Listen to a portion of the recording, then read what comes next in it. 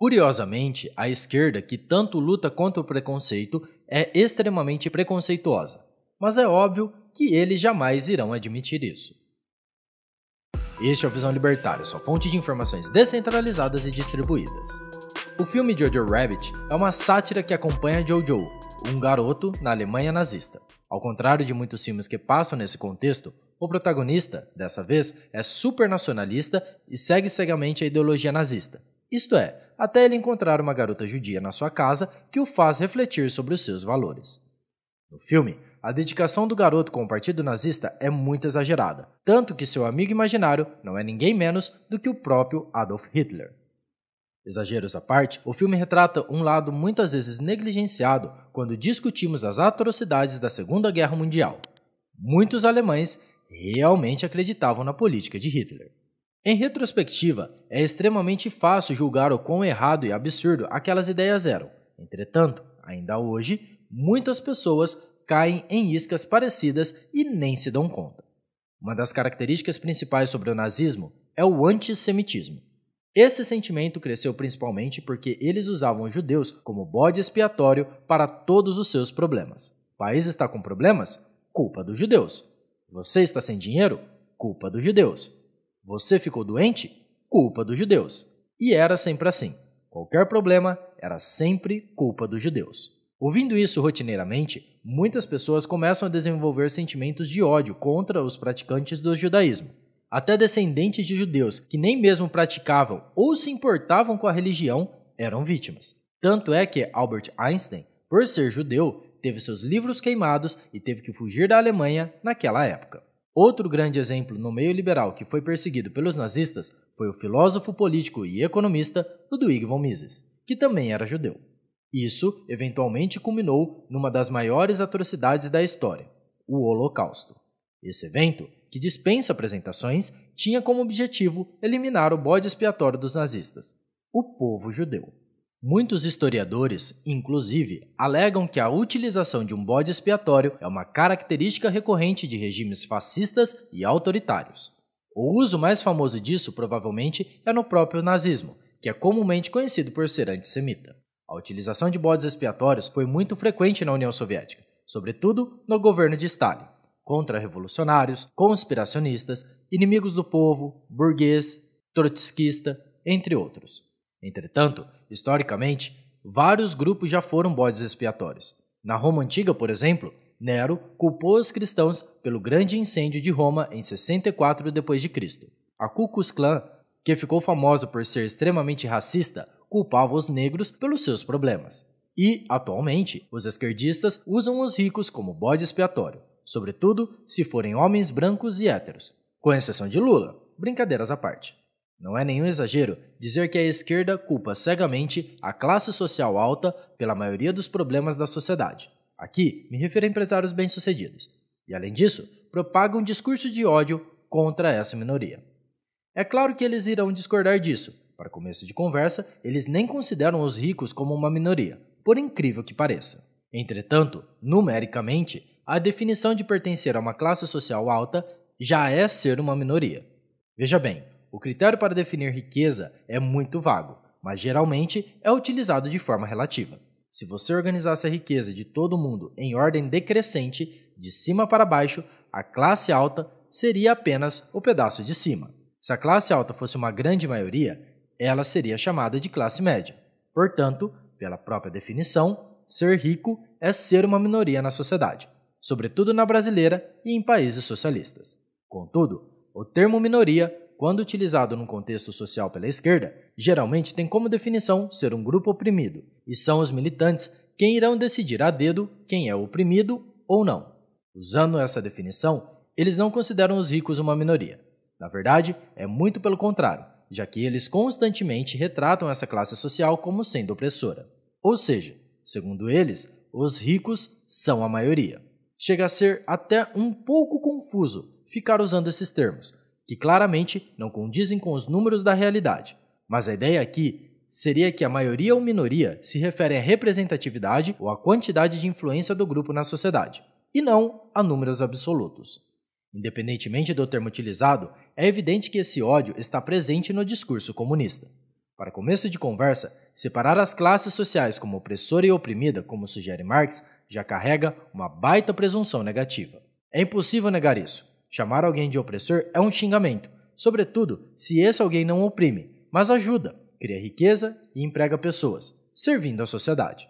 Se você duvida, experimente chamar algum conhecido seu de opressor e veja como ele vai reagir. Ah, mas Marx e comunismo são coisas radicais. A esquerda de hoje é diferente. Será mesmo? Recentemente, o Lula chamou os banqueiros de idiotas e Alberto Fernandes, presidente da Argentina, chamou os empresários de patifes. Deixarei as notícias que contêm essas falas na descrição do vídeo. Agora, imagine o que aconteceria se Bolsonaro chamasse os pobres de idiotas. É fácil visualizar o quão indignado a mídia tradicional ficaria nesse caso, né? Mas por algum motivo, quando políticos esquerdistas criticam de forma generalizada uma outra classe social, ninguém fala nada. Um exemplo é quando as radicais feministas dizem que todo homem é um potencial estuprador, ou que todo homem é machista e pratica algum tipo de violência contra mulheres. Isso também é uma forma de se criar e atacar um bode expiatório. Elas estão fazendo uma baita de uma generalização injusta e, sobre isso, o senso comum, a mídia e os influenciadores se calam. Existem inúmeros outros exemplos de pessoas odiando os ricos sem razão, como é o caso da mulher que sofreu linchamento social apenas por compartilhar uma foto dos potes de sorvete que ela recebeu do seu pai. O link para essa notícia também está na descrição. E esses casos não são raros ou pontos fora da curva. Se você abrir o Twitter, você pode brincar de caça ao ódio contra os ricos à vontade. E não tem outra explicação para isso, senão o fato de que a esquerda é preconceituosa. Chega a ser até irônico. Eles pregam tanto o combate ao preconceito, às vezes achando até pelo em ovo, como no caso em que eles queriam cancelar a palavra esclarecer, por ser supostamente racista, sendo que, na verdade, a palavra não remete à cor da pele, mas sim ao ato de iluminar. E eles, que tanto combatem essas pautas, não se incomodam nem um pouco de generalizar uma classe inteira de forma pejorativa. Sendo advogado do diabo, não são todos os esquerdistas que ficam xingando os ricos. Entretanto, quando alguém o faz, a grande maioria deles não o reprime. Vindo de um grupo político que cancela os outros por quaisquer motivos avidamente, o simples fato deles não reprimirem um discurso de ódio já diz muito sobre seus valores. Na descrição se encontra o link de uma notícia sobre uma professora esquerdista de Caxias do Sul que foi afastada após a descoberta de áudios em que dizia que a direita deveria morrer de Covid, já que não se pode fuzilar, inclusive os idosos. Conclui-se então que tanto o nazismo como o comunismo propagam um discurso de ódio contra um grupo social. Mas o mais curioso nisso tudo é que a semelhança não acaba aqui. Socialmente, falar sobre estereótipos não é muito bem-vindo, e com razão, já que pode soar preconceituoso e ser até ofensivo para algumas pessoas. Porém, é inegável que estereótipos existem, seja de nacionalidades, etnias ou religiões. Os canadenses, por exemplo, têm o estereótipo de serem um povo educado, enquanto que os asiáticos têm o estereótipo de serem bons em matemática. É óbvio, e todos sabem, que nem todos os canadenses são educados, e nem todos os asiáticos são bons em exatas, mas isso não importa para formular um estereótipo. Curiosamente, o estereótipo do judeu é ser rico e ganancioso. E esse não é um estereótipo recente. Os nazistas já reclamavam dos judeus terem uma influência na economia. De fato, os judeus têm um histórico de serem mais ricos que a média.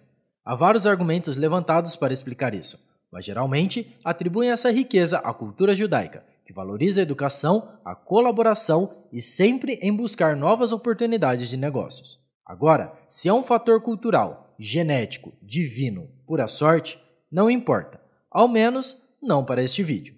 O fato é, os judeus eram um povo rico. Existem até teorias da conspiração sobre os judeus. Uma delas, talvez a mais famosa, é sobre Rothschild. Essa é uma família judia que fazia riqueza com negócios bancários. A teoria dizia que eles estavam controlando o mundo, e isso foi usado para contribuir com ideias antissemitas. Veja bem, essa família, de fato, tem bastante influência sobre o mundo, mas daí para alegar que eles controlam o mundo, há uma grande diferença. Pois é, os nazistas odiavam um povo com o estereótipo de serem ricos. Ou seja, os esquerdistas e nazistas essencialmente têm o mesmo bode expiatório, a classe alta, empreendedores e empresários ricos e bem-sucedidos. Chega a ser até irônico. A esquerda que tanto gosta de chamar os outros de nazistas, não percebe a própria hipocrisia. Mas isso era de se esperar, afinal, usar socialista e hipocrisia na mesma frase chega a ser redundante. Mas não é de se esperar diferente, sendo que é a bolha da classe alta, do Projac, do Leblon e artistas milionários, seja aqui ou nos Estados Unidos e outros lugares, que hoje fazem parte do progressismo militante. Alguém aí lembra que quem estava querendo o serviço do Lula era a Luísa Helena Trajano? Apesar de ser rica, não foi criticada por Lula, mas empresários corporativistas que buscam ajudas regulatórias e proteção contra concorrentes sempre são bem-vindos pelos políticos de esquerda. Outro fato curioso é que, historicamente, um dos principais negócios dos judeus foram os bancos, e recentemente Lula chamou os banqueiros de idiotas. Imagina se ele tivesse chamado os judeus de idiotas, sendo este um outro grupo minoritário. Será que a reação da população seria diferente ou será que eles continuariam passando pano para ele? Realmente, eu não sei. Eu só espero que, algum dia, no futuro, o senso comum trate os comunistas com tanto desprezo quanto trata os nazistas. E quem sabe um dia, pessoas estarão sendo canceladas por defenderem partidos e ditadores comunistas e socialistas. Obrigado pela sua audiência. Esse artigo foi sugerido e escrito por Space, revisado por O Historiador e narrado por Coreia com K. Se você gostou desse vídeo, clique no ícone de curtir abaixo e compartilhe em sua rede social. Se deseja ser notificado de outros vídeos, inscreva-se no canal e depois clique no ícone da campainha. Até a próxima!